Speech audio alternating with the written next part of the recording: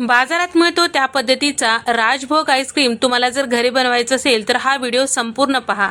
पहिल्याच प्रयत्नात तुम्ही सुद्धा बनवू शकता. तर 1 लिटर इथे मी म्हशीचं दूध घेतलेलं आहे. तुम्ही पॅकेटचं दूध सुद्धा घेऊ शकता. त्यापैकी 1 कप दूध बाजूला काढून घेतलेलं आहे गरम होण्या अगोदर.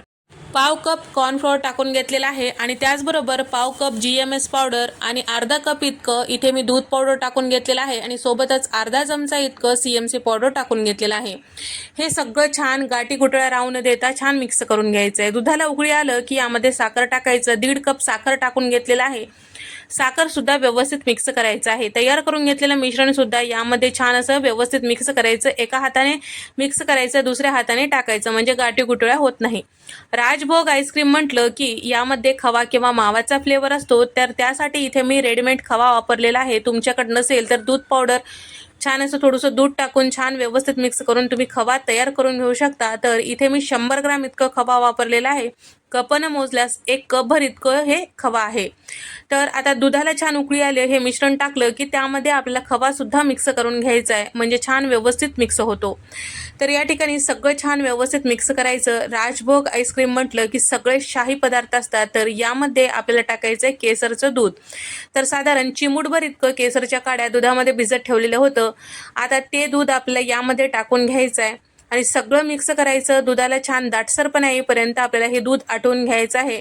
तर चमच्याला हलकंसं कोटिंग होईल आपल्याला इतपत हे दूध आटवून घ्यायचं आहे. तयार झालेलं दुधाचं मिश्रण पूर्णपणे थंड करायचं. पूर्णपणे थंड झालं की याला आणखीन दाटसरपणा येतो. छान दाटसरपणा आलं की याला डब्यामध्ये भरायचं, गच्च झाकण ठेवायचं आणि फ्रीजरमध्ये 5 ते 6 तासासाठी किंवा रात्रभर सेट करायला ठेवून द्यायचं. तर रात्रभर सेट करायला ठेवल्यानंतर आता दुसऱ्या दिवशी पहा छान असं व्यवस्थित सेट झालेलं आहे. तर याला छान क्यूबमध्ये कट करून घ्यायचं आहे. आता याला बीटरने छान बीट करून घ्यायचं आहे किंवा मिक्सरला फिरून घ्यायचं आहे. मिक्सरला जर फिरून घ्यायचं असेल तर मिक्सरचं जे पॉट असते किंवा मिक्सरचं जे भांडं आहे ते आपल्याला फ्रीजमध्ये ठेवायचं आहे.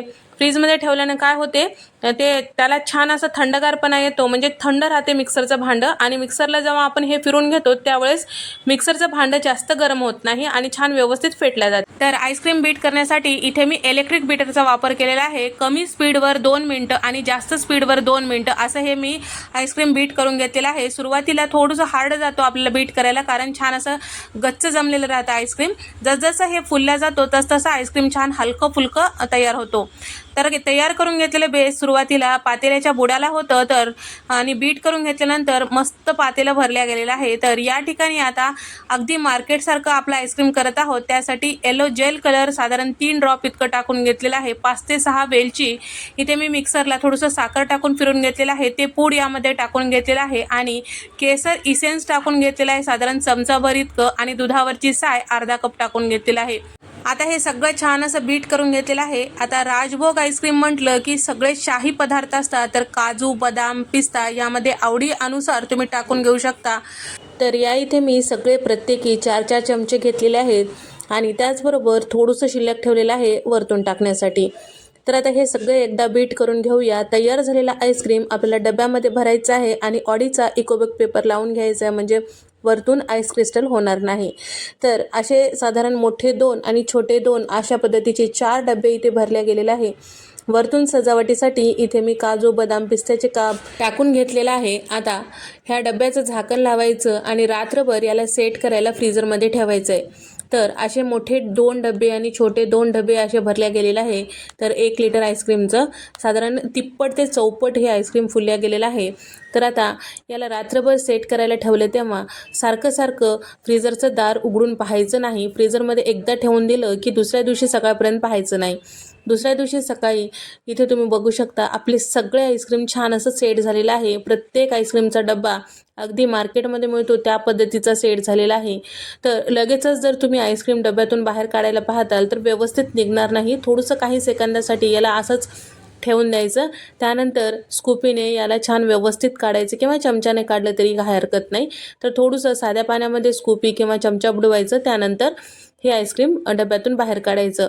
तर इथे तुम्ही बघू शकता अगदी सहजपणे आपलं आईस्क्रीम तयार झालेलं आहे. तर काही स्टेप्स तुम्ही जर फॉलो करताल तर तुमचा आईस्क्रीमसुद्धा मार्केटमध्ये मिळतो त्यापेक्षाही भारी असा आईस्क्रीम तयार होतो. तर थोडंसं काही मोजक्या साहित्यामध्ये आपलं हा आईस्क्रीम मस्त तयार होतो. एकदा या पद्धतीने नक्की ट्राय करून पहा. तुमचंसुद्धा आईस्क्रीम अगदी बाजारात मिळतो त्या पद्धतीचा तयार होतो. तर हा राजभोग आईस्क्रीम बाजारात मिळतो त्या पद्धतीचा तुम्हाला कसा वाटला नक्की कमेंट करून सांगा. अशाच अनेक थंडगार रेसिपीज मी अगोदर चॅनलवर अपलोड केलेल्या आहे, तुम्ही जाऊन पाहू शकता. व्हिडिओ आवडल्यास लाईक करा, शेअर करा.